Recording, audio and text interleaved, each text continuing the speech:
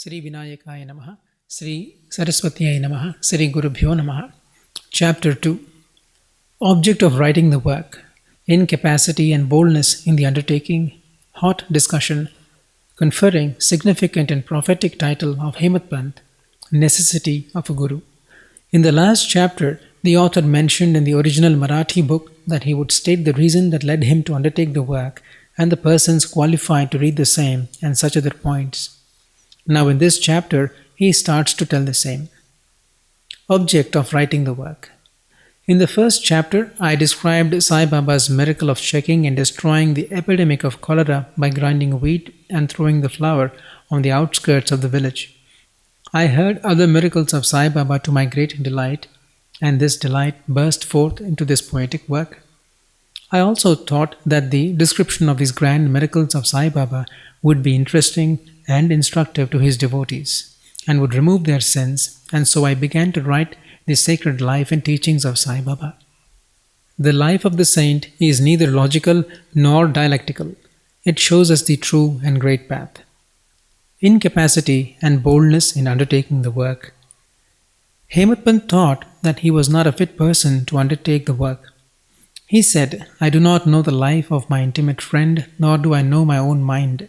Then how can I write the life of a saint or describe the nature of incarnations, which even the Vedas were unable to do? One must be a saint himself before he could know other saints. Then how can I describe their glory?" To write the life of a saint is the most difficult, though one may as well measure the depth of the water of the seven seas or enclose the sky with cloth trappings. I knew that this was the most venturous undertaking which might expose me to ridicule. I therefore invoked Sai Baba's grace. The premier poet saint of Maharashtra, Shri Jnaneshwar Maharaj, has stated that the Lord loves those who write the lives of saints, and the saints also have a peculiar method of their own of getting the service, which the devotees long for, successfully accomplished. The saints inspire the work, and the devotee becomes only an indirect cause or instrument to achieve the end. For instance, in the 1700 Shaka year, the poet Mahipati aspired to write the lives of saints. Saints inspired him and got the work done. So also in 1800 Shaka year, Dasganu's service was accepted.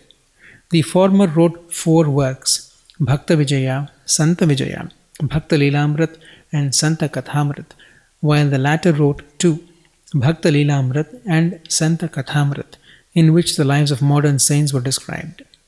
In chapters 31, 32, 33 of Bhakta Lilamrit and in chapter 57 of Santa Kathamrit, the life and teachings of Sai Baba are very well depicted. These have been separately published in Sai Leela magazine, number 11 and 12, volume 17. The readers are advised to read these chapters. So also Sai Baba's wonderful Leelas are described in a small, decent book named Shri Sai Nath Bhajanamala by Mrs. Savitribai Raghunath Dabholkar of Bandra. Dasganu Maharaj has also composed various sweet poems on Sai Baba. A devotee named Amidas Bhavani Mehta has also published some stories of Sri Baba in Gujarati. Some numbers of Sainath Prabha, a magazine published by Dakshina Bhiksha Samstha of Shirdi, are also published. Then the question of objection comes in, that while so many works regarding Sai Baba are extant, why should this Charita be written? And where is its necessity? The answer is plain and simple.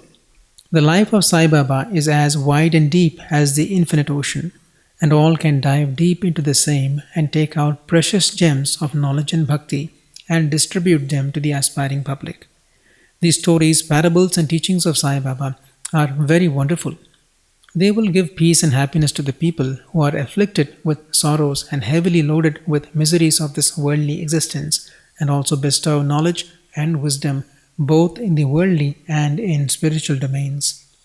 If these teachings of Sai Baba, which are as interesting and instructive as the Vedic lore, are listened to and meditated upon, the devotees will get what they long for: union with Brahman, mastery in Eightfold Yoga, bliss of meditation, etc.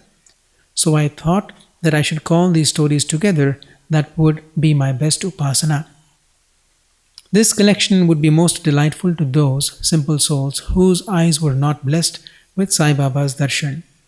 So I set about collecting Sai Baba's teachings and expressions, the outcome of his boundless and natural self-realization. It was Sai Baba who inspired me in this matter. In fact, I surrendered my ego at his feet and thought that my path was clear and that he would make me quite happy here and in the next world. I could not myself ask Sai Baba to give me permission for this work. So I requested Mr. Madhavrao Deshpande, alias Shama, Baba's most intimate devotee, to speak to him for me. He pleaded for my cause and said to Sai Baba, "This Anna Sahib wishes to write your biography. Don't say that you are a poor begging fakir and there is no necessity to write it. But if you agree and help him, he will write, or rather your feet, your grace will accomplish the work. Without your consent and blessing, nothing can be done successfully." When Sai Baba heard this request, he was moved and blessed me by giving me his udi and placing his boon-bestowing hand on my head, said, "Let him make a collection of stories and experiences, keep notes and memos. I will help him. He is only an outward instrument. I should write myself my autobiography and satisfy the wishes of my devotees. He should get rid of his ego, place it at my feet. He who acts like this in life, him I help the most. What of my life stories? I serve him in his house in all possible ways. When his ego is completely annihilated and there is left no trace of it, I myself shall enter into him and shall myself write my own life. Hearing my stories and teachings will create faith in devotees' hearts and they will easily get self-realization and bliss. Let there be no insistence on establishing one's own view, no attempt to refute others' opinions, no discussions of pros and cons of any subject." The word discussion put me in mind of my promise to explain the story of my getting the title of Hemad Pant, and now I begin to relate the same. I was on close friendly terms with Kaka Sahib Dikshit and Nana Sahib Chandorkar. They pressed me to go to Shirdi and have Baba's darshan, and I promised them to do so. But something in the interval turned up which prevented me from going to Shirdi. The son of a friend of mine at Lonavala fell ill. My friend tried all possible means, physical and spiritual, but the fever would not abate. At length he got his guru to sit by the bedside of his son, but this too was of no avail. Hearing this, I thought, what was the utility of the guru, if he could not save my friend's son? If the guru can't do anything for us, why should I go to Shirdi at all? Thinking in this way, I postponed my Shirdi trip, but the inevitable must happen, and it happened in my case as follows. Mr. Nana Sahib Chandorkar, who was a Prant officer, was going on tour to Basen. From Thana he came to Dadar and was waiting for a train bound for Basen. In the meanwhile, a Bandra local turned up. He sat in it and came to Bandra, and sent for me and took me to task for putting off my Shirdi trip. Nana's argument for my Shirdi trip was convincing and delightful, and so I decided to start for Shirdi the same night. I packed up my luggage and started for Shirdi. I planned to go to Dadar and there to catch the train for Manmad, and so I booked myself for Dadar and sat in the train. While the train was about to start, a Mohammedan came hastily to my compartment and, seeing all my paraphernalia, asked me where I was bound to. I told him my plan. He then suggested that I should straight go to Boribandar and not get down at Dadar, for the Manmad mail did not get down at Dadar at all. If this little miracle or Leela had not happened, I would not have reached Shirdi next day as settled, and many doubts would have assailed me. But that was not to be. As fortune favoured me, I reached Shirdi the next day before 9 or 10 a.m. Mr. Bhau Sahib Dikshit was waiting for me there. This was in 1910 AD, when there was only one place, Sathes Wada, for lodging pilgrim devotees. After alighting from the Tonga, I was anxious to have darshan when the great devotee, Tatya Sahib Nulkar, returned from the masjid and said that Sai Baba was at the corner of the Wada, and that I should first get the preliminary darshan and then after bath see him at leisure. Hearing this, I ran and prostrated before Baba, and then my joy knew no bounds. I found more than what Nana Chandorkar had told me. All my senses were satisfied, and I forgot thirst and hunger. The moment I touched Sai Baba's feet, I began a new lease of life. I felt myself much obliged to those who spurred and helped me to get the darshan, and I considered them as my real relatives, and I cannot repay their debt. I only remember them and prostrate mentally before them. The peculiarity of Sai Baba's darshan as I found it is that by his darshan our thoughts are changed, the force of previous actions is abated, and gradually non-attachment or dispassion towards worldly objects grows up. It is by the merit of actions in many past births that such darshan is got, and if only you see Sai Baba, really all the world becomes or assumes the form of Sai Baba. Hot discussion. On the first day of my arrival in Shirdi, there was a discussion between me and Bala Sahib Bhate regarding the necessity of a guru. I contended, why should we lose our freedom and submit to others? When we have to do our duty, why a guru is necessary? One must try his best and save himself. What can the guru do to a man who does nothing but sleeps indolently? Thus I pleaded free will, while Mr. Bhate took up the other side, which is destiny, and said, whatever is bound to happen must happen. Even great men have failed. Man proposes one way, but God disposes the other way. Brush aside your cleverness. Pride or egoism won't help you. This discussion, with all its pros and cons, went on for an hour or so, and as usual, no decision was arrived at. We had to stop the discussion ultimately as we were exhausted.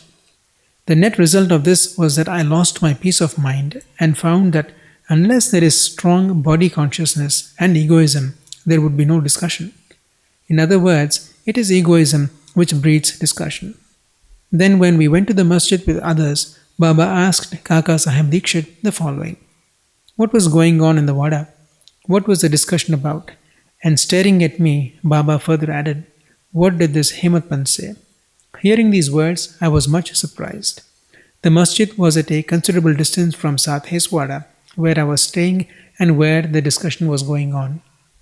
How could Baba know our discussion unless he be omniscient and inner ruler of us all? Significant and prophetic title. I began to think why Sai Baba should call me by the name Hemad Pant. This word is a corrupt form of Hemadri Pant. This Hemadri Pant was a well-known minister of the kings Mahadev and Ramdev of Devagiri of the Yadav dynasty. He was very learned, good-natured, and the author of good works such as Chaturvarga Chintamani and Raj Prasasti.